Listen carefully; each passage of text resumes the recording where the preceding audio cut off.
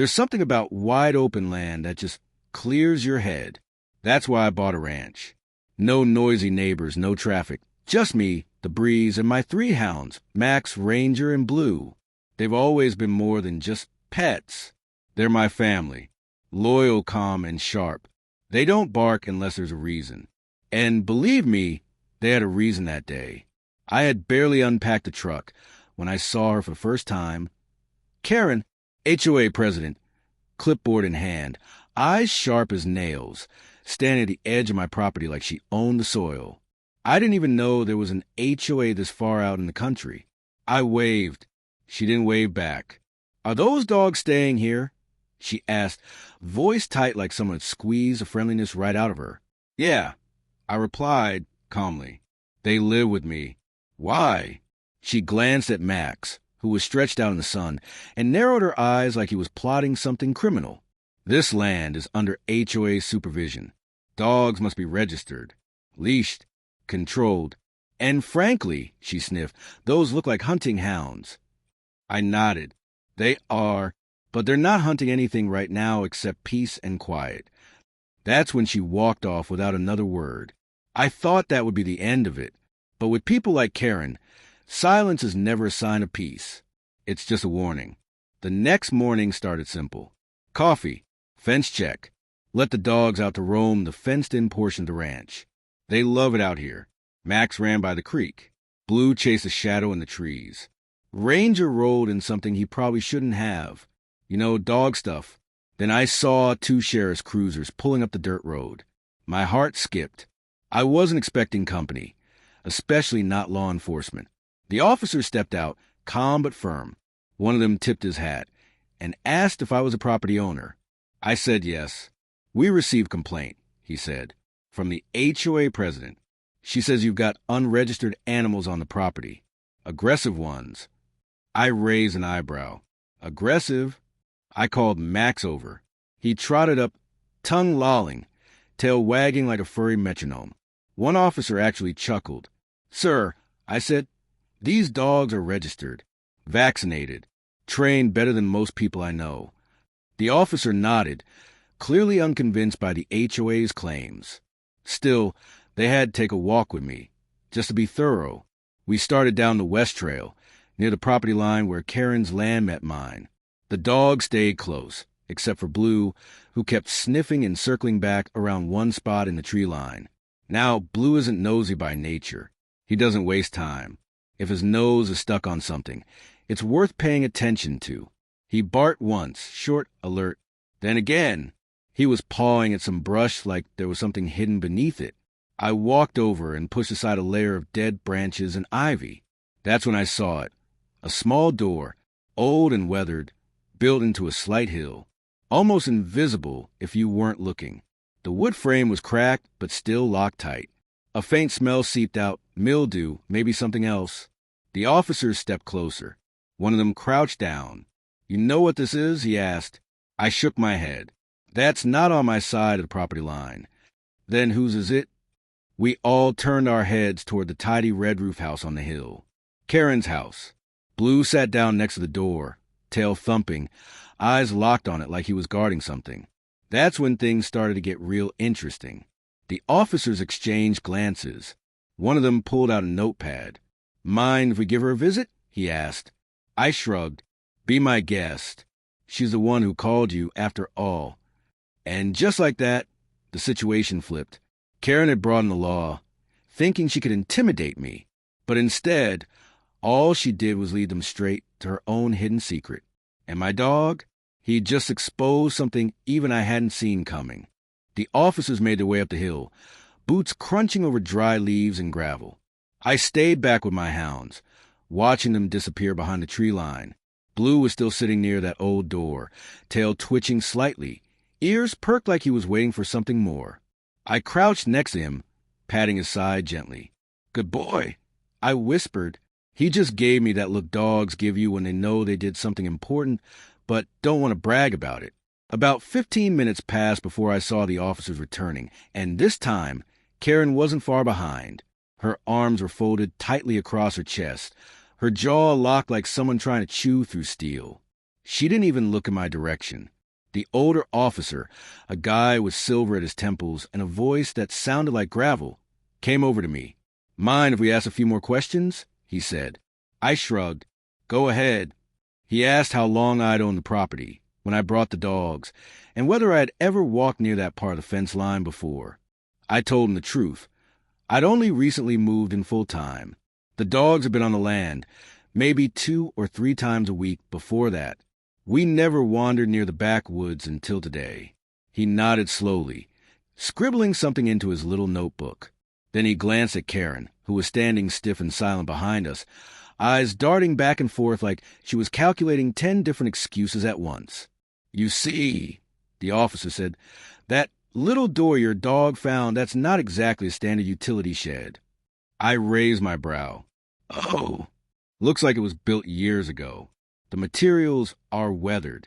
We found some supplies stored in there, tools, tarps, buckets, and a few seal containers. No labels." I could feel the tension roll in like a summer storm. Karen shifted her weight, but she still didn't speak. "What's more," the officer continued, "it's technically not on her property." That caught me off guard. I glanced at the tree. "You mean?" "It's sitting a good 4 feet into your land," he said. "We measured it. Clearly dug in without any official marking or permit." Karen's face turned crimson, but she still didn't say a word. Just stood there, glaring at the earth like it had betrayed her. I looked at the officer again. "So, she's storing who knows what in a hidden shed on my land?" "That's what it looks like." Now things were starting to click. Her immediate aggression, the call to the cops, the fake story about aggressive dogs. She hadn't been trying to protect the community. She was trying to protect her secret. The younger officer walked over, holding something in a plastic bag. "We also found these. You recognize them?" I leaned in and squinted. They were keys. 3 of them. Old brass keys with number tags. Probably to locks or storage boxes. I shook my head. Never seen them before. "We think they belong to that shed," he said. "We're going to have a specialist check the containers. If anything dangerous or illegal's in there, we'll take further action." I didn't have to say much after that. Karen finally opened her mouth, but what came out wasn't an explanation. It was a whiny, stammering list of half-formed excuses. "It's just old supplies. Nothing important. My late husband built it. It was never meant to be used." I didn't even remember it was there. But no one seemed convinced. Her voice had lost its edge. The authority she once wore like armor had cracked wide open. While the officers talked, Blue wandered back over to me, flopping down at my feet, panting gently like his job was done. And in a way it was. It wasn't just about the shed or the strange containers. It was about the way some people think power gives them permission. Karen had gotten so used to bossing people around. She thought she could do whatever she pleased, even on land that wasn't hers. And all it took to uncover that truth was a curious nose and a good dog. After Karen's excuses started crumbling in front of the officers, I could feel the shift in the air. She wasn't in charge anymore, and she knew it. Her voice grew thinner, like she was trying to whisper her way out of a storm. The cops weren't rude. They just weren't buying what she was selling. One of them politely asked her to remain nearby as they called for someone from code enforcement to come inspect the shed further. Karen turned to me, eyes blazing. "You've got no idea what you started," she hissed. I didn't answer. I didn't have to. Max and Ranger were lying nearby, calm as ever, but watching her like hawks. Blue, still at my feet, wagged his tail slightly at her comment, almost like he knew she was bluffing. What struck me most was how quickly Karen had flipped from bossy to panicked. The moment her control cracked, her whole personality changed. No more tight-lipped threats. No more rules quoted from memory. Just this barely contained fear that something buried had finally come to light. And from the way she kept looking back at the shed, I could tell she knew there was more in there than just tools and tarps. The officers moved a little away to radio in details. I leaned down to Blue and gave him a little scratch behind the ear. "You did good, boy," I whispered. He let out a soft huff and closed his eyes like a soldier taking his well-earned rest. The younger officer returned and quietly informed me that the containers inside the shed would have to be opened officially by someone from the fire marshal's office. Some of the items inside had a chemical smell, and they didn't want to risk exposure. They also mentioned they'd be looking into whether Karen had filed any property additions or permits at all. From the way they were talking, it was clear she hadn't. Meanwhile, Karen had stepped away from the group and was on the phone, pacing in small circles, muttering something under her breath. I couldn't hear much, but every few seconds, her eyes darted toward me, like she was trying to figure out if I had planned this. I hadn't, of course, but I wasn't about to let her off the hook either. The code enforcement truck pulled up about 30 minutes later. A tall man in tan overalls got out, clipboard in hand. The officers brought him up to speed, and together they walked back down to the hidden structure. This time I followed. The inspector crouched at the entrance and examined the framing. "Yeah," he said, "this is way over the line. Clearly on your land. No permit tag, no inspection date, no structural clearance. That's a violation on its own." Then he stood and motioned to one of the officers. "We're going to open those bins now. Stand back, please." One by one, the containers were unsealed. The first held old gardening tools, rusted shears, a dented watering can, a broken sprinkler head. The second was filled with what looked like paint cans and spray bottles, most unlabeled. That's what had triggered the chemical smell. The third one, though, that's what got everyone quiet. Inside were stacks of papers, receipts, documents, HOA forms, fines, letters. But not just any letters. Handwritten complaints from various residents in the area, all addressed to the HOA board. Some were angry, some were desperate. Most had been marked void in red ink. The officer flipped through them. These never made it into HOA files. Looks like they were intercepted. Karen's voice suddenly cut through the silence. Those weren't meant for anyone else to see. Those were just personal notes. They don't mean anything. The officer didn't even look at her. He kept flipping through the pages. This one's dated 2 years ago. Says a resident complained about excessive fines for an unapproved flower bed. Says you threatened to place a lien on their home. Karen went pale. The officer turned to me. Looks like someone's been using their position for more than just lawn rules. I didn't smile, but I definitely wasn't surprised.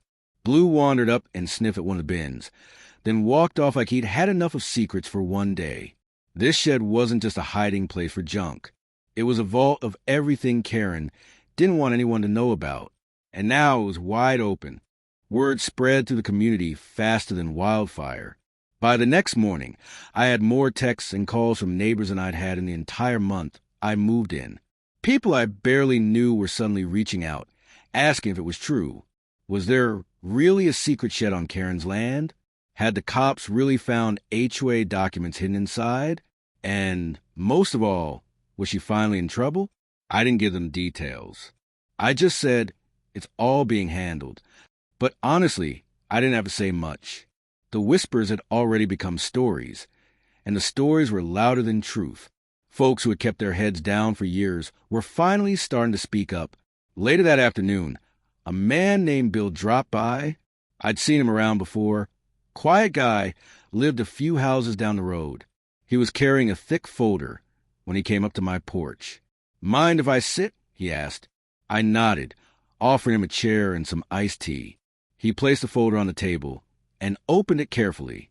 Inside were more letters, emails, screenshots. HOA fines, duplicate billing notices, threats of liens, complaints ignored. I scanned through a few of them. Each one carried the same tone, a voice from a neighbor being pushed too far and silenced too fast. "She fined me $300 for trimming a tree without permission," Bill said, shaking his head. "On my own land. Then she tried to tack on an extra fee for lawn disruption. I tried to appeal it, but the board never responded." I looked at him. "Let me guess. The board is just her and 2 of her friends?" He nodded. "Exactly." He went on to tell me how Karen had gradually taken over the HOA. Started off as secretary. Then she pushed the former president to resign, citing poor oversight. After that, her best friend filled a vacant spot. Now, they ran it like a private club, writing rules on napkins and mailing out threats like they were birthday cards. She's made everyone here scared to speak up, Bill added, voice low. But after what you uncovered, people are ready. It wasn't just about a shed anymore. It wasn't about dogs or property lines or even the chemicals in those containers. It was about control and how long Karen had held it over everyone's head. As the sun started to dip below the tree line, a few more neighbors wandered over. Some brought cookies. Others brought papers of their own. One older woman had a notebook filled with dates and times when Karen had inspected her yard without notice.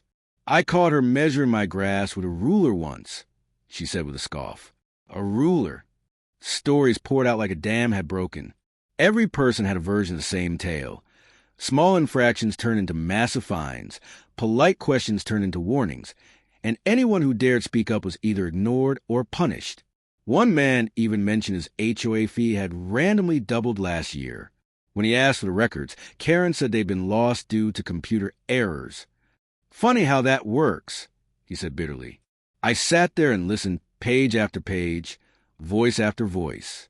My hounds lay sprawled out on the porch, watching the small crowd grow with quiet patience. Blue was curled near my feet, eyes half-lidded, like he knew his nose had done something bigger than just finding a shed. The younger officer returned around sunset. He parked out front and walked up the steps, tipping his hat to the group. "We'll be reviewing everything officially over the next few days," he said. "There are legal steps to follow, but the documents found are being logged and secured.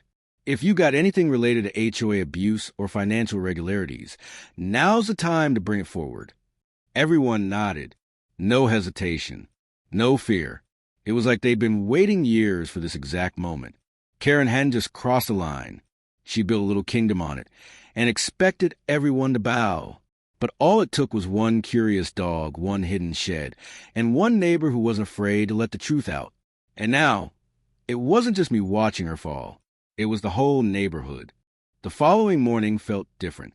The air was lighter.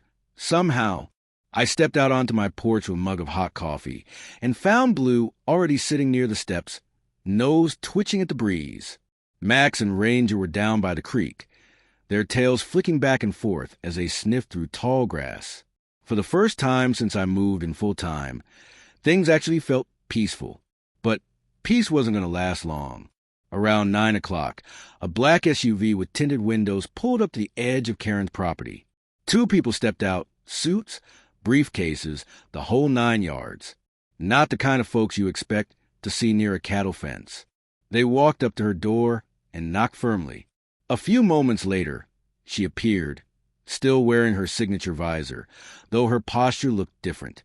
Stiff, tired, like someone who knew the walls were starting to close in. I couldn't hear the conversation, but I could see the body language.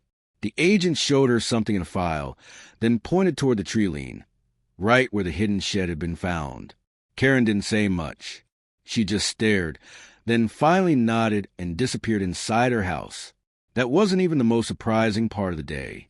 Around lunchtime, I heard footsteps on my gravel drive. I looked up, and there she was. Karen, walking toward me. Alone. No clipboard. No sunglasses. Just her, and a tight little frown like she was chewing on something bitter.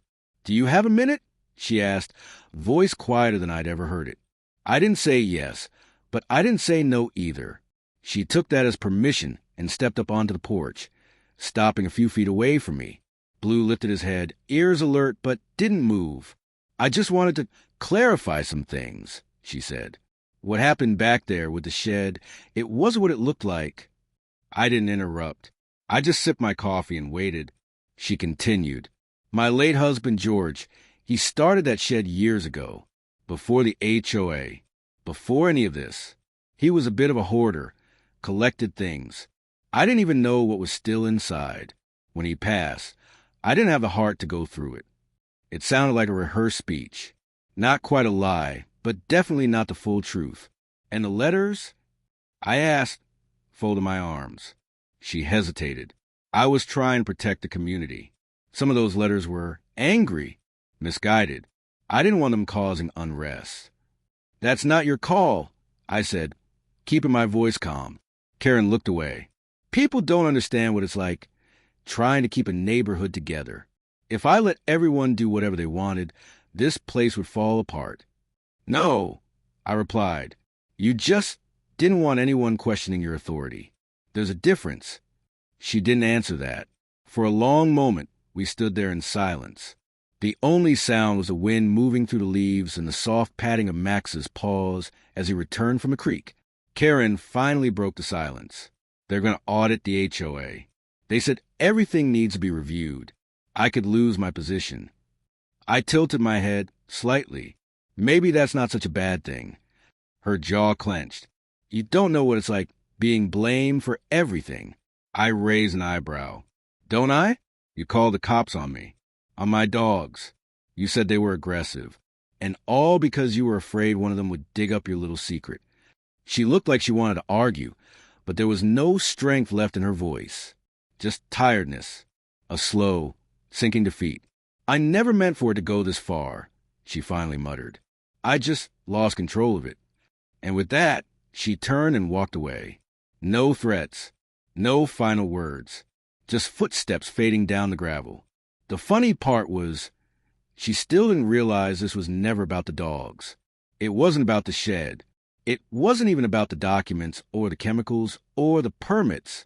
It was about the people she tried to silence, the lives she disrupted, the neighbors she punished just for wanting to live in peace. And now those same people were wide awake, watching, talking, ready. The neighborhood was changing, and you could feel it everywhere. It wasn't loud, and it didn't happen overnight, but it was steady. Quiet voices had become steady ones. Neighbors who once avoided eye contact at mailbox corners were now stopping to talk, share stories, and compare notes. What Karen had tried to bury, literally and figuratively, was no longer under wraps. It was spilling into every conversation, front yard, and group chat. The next HOA meeting wasn't held in the usual way. No stuffy community center, no closed doors. This time, it was outside, under the big oak tree by the main road, with folding chairs and homemade lemonade. And this time, everyone came. Bill brought a speaker and played a little music before things got started. The older woman who'd caught Karen measuring her grass-baked banana bread. A teenager even handed out flyers titled, Your Rights as a Resident, which honestly impressed the heck out of me.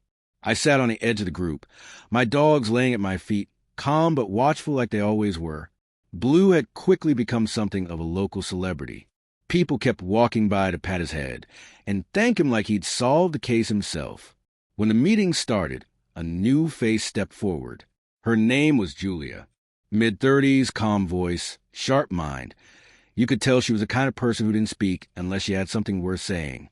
She had volunteered to be the temporary chair of the HOA until the investigation wrapped up. Everyone voted her in without hesitation. Even the former vice president didn't protest. He just sank lower in his chair. Julia held up a folder. We've received confirmation that the county has started a formal audit of the HOA's finances and operations. That includes all previous fines, spending records, and communications.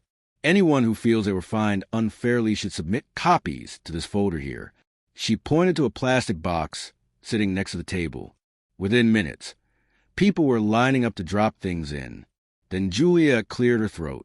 We also want to talk about making changes. Real ones. No more secret meetings. No more sudden rule changes. No more threats. Everyone gets a say, and everything gets documented. Period. That earned a round of applause. Something I had never seen at any HOA-related gathering. The best part? People weren't just mad. They were motivated. You could see it in the way they leaned in when someone spoke. They weren't afraid anymore. Karen's rule had thrived on silence and isolation, but now those things were gone, replaced by collaboration and coffee in front yards. Still, Karen hadn't entirely disappeared.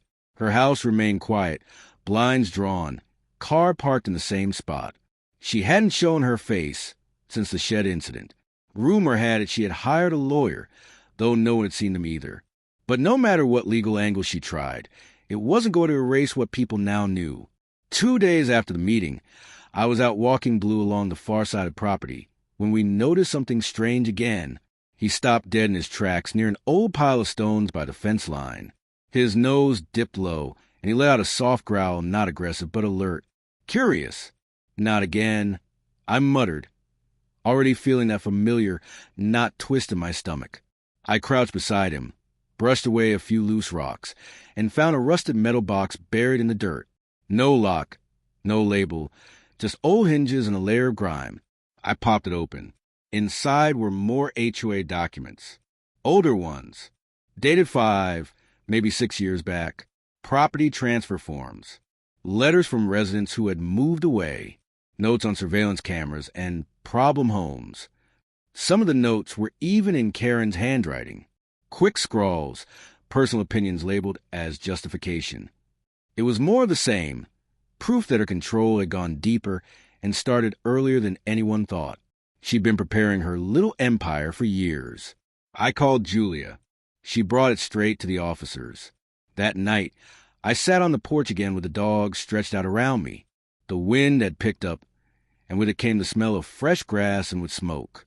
Somewhere in the distance, someone was laughing. Kids were playing. Music from a speaker echoed faintly through the trees. It didn't feel like the same neighborhood anymore. It felt like something new was finally growing where fear used to live. The day after we turned in the rusted box, the sheriff's department sent someone out to talk to me again. This time it wasn't just a younger officer or the clipboard guys from code enforcement. It was someone higher up, older, sharper, with a badge that said Chief Deputy. He didn't waste time with small talk. Walked right up to my porch, nodded at the hounds, and asked if he could sit. "You've stirred up quite a bit around here," he said with a half smile. "Mind telling me how all this got started?" I leaned back in my chair, motioned to Blue, who was busy gnawing on a thick branch in the shade. "He found a door," I said. "Everything else happened after that." He chuckled softly. "That's one good dog." Then his tone shifted a little. More serious. "We've had our eyes on this HOA for a while. Complaints come in, but they're scattered. Small things. People scared to go on record. But when everything's buried underground, literally, it gets hard to prove patterns. Until now." He pulled out a small notebook and flipped it open. "Between the shed, the containers, the misfiled documents, and that metal box you found yesterday, we got enough to justify a deeper investigation. And not just into Karen, but the entire board she built around herself. That hit me harder than I expected. I knew Karen was running things unfairly, but hearing it confirmed by someone with authority made it feel more real. Like this whole mess wasn't just an annoying neighbor problem. It was something that had hurt people. Quietly. Slowly. For years. Any idea why she had all this stuff?" I asked. The deputy shook his head. "Control. Fear. People who crave power in small places usually fear losing it even more than they enjoy having it." He stood, closed his notebook, and offered a firm handshake. "If anything else turns up, you let us know. This isn't over yet." I nodded. "Believe me, I know." After he left, I walked the property again. The dogs roamed ahead, tails wagging, ears alert. They weren't searching this time, just exploring. It felt good seeing them relaxed. No sirens, no angry HOA president, just blue skies and pine needles underfoot.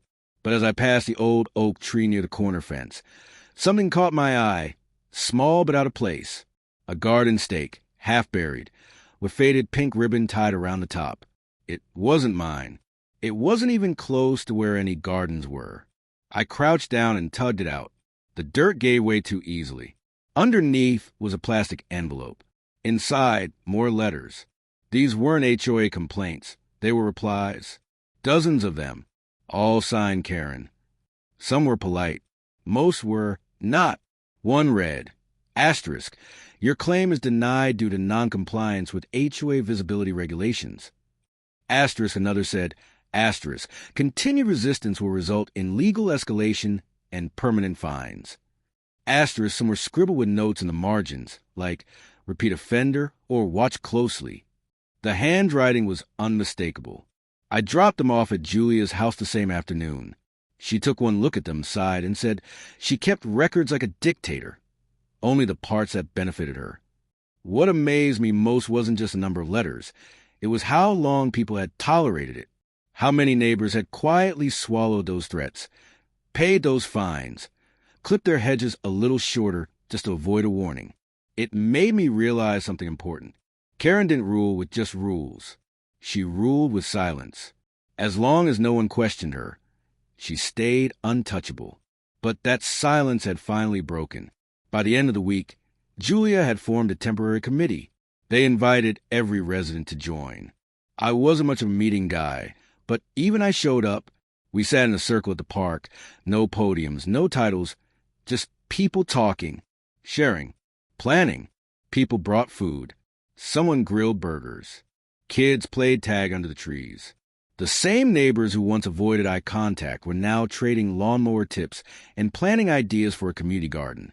I heard someone say, "I've lived here 12 years, and this is the first time it feels like a neighborhood." That stuck with me. Karen's reign might have been built on paper and fear, but what we were building now, that was real. About a week later, something unexpected showed up in my mailbox. It wasn't a threat.